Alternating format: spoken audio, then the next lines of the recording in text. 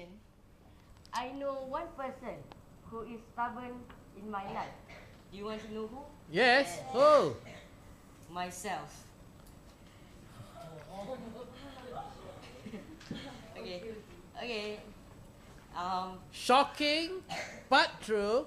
Shocking, but true. I am one of the most stubborn people in SDAR. How stubborn am I? You should ask Panora. She knows how stubborn am I. So how stubborn I am. how stubborn I am. So but don't worry. Let's just talk about how can we treat stubborn people. Moving on to my first point. Firstly, if you want to handle stubborn people, According to, where's your authority here? according to NCOE, the National Convention of Emotion, it is stated that you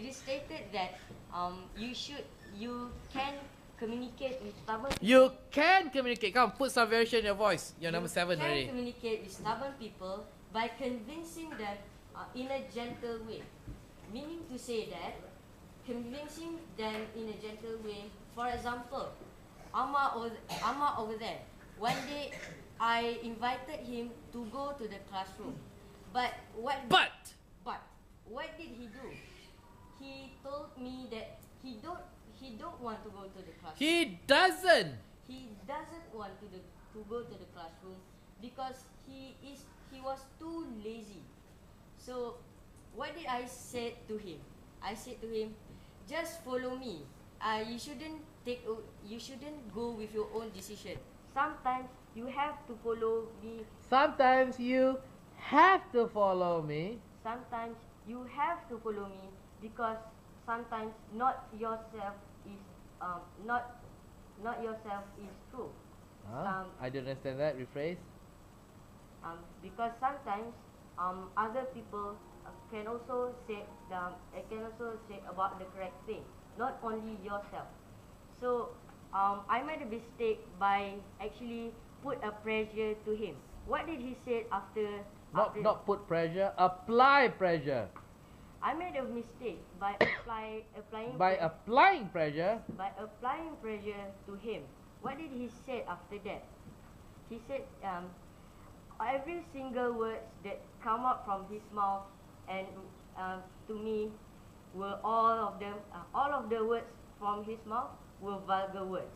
That's what you get when you apply pressure towards stubborn people. So always remember, do not engage with stubborn people with negative statements. According to advice given by Professor Faris Muncha over there, he said that you should not fight fire. you shouldn't. You shouldn't fight fire with fire. So in this context, what he meant to say is that you should fight anger with politeness, not fight anger with your own anger also. So that proves to you. A few days after that, I went to Amma and admitted my mistake. I persuaded him. I persuaded him to go to the class again, and to my surprise, he actually did accept my invitation. He actually followed what he I actually followed. what I told him to do, and it shows to you how convincing is the best way rather than applying pressure towards stubborn people. Moving on to my